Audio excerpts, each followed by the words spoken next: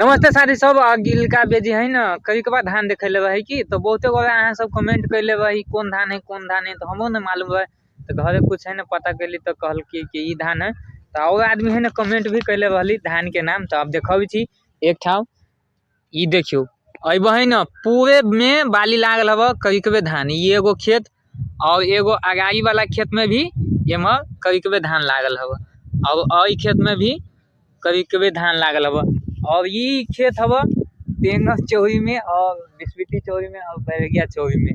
तो ई धान के नाम हम अपने सबके बता दूं ई धान के नाम हव कारी कमौद। ये मतलब हमारी सबके जानकारी अलग कि कारी कमौद हव। तो अब शांति सब सही कमेंट कर वाली कि कारी कमौद धान है वो बात सही है कारी कमौद हव।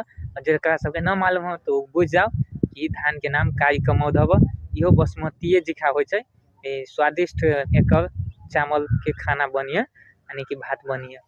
देखियो कत्ते दूर में ही लागल कि यहाँ से ओम्हर एम्हर तक हव कभी धान एम्हर से एम्हर एम्हर एम्हर आ एम्हर तक देखियो कत्ते दूर तक है ना कभी धान हव।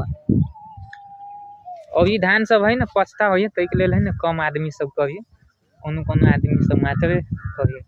तो जय जवान जय किसान एने है ना वीडियो देखे के लिए हमारे साथ जुड़ल। जय श्री राम।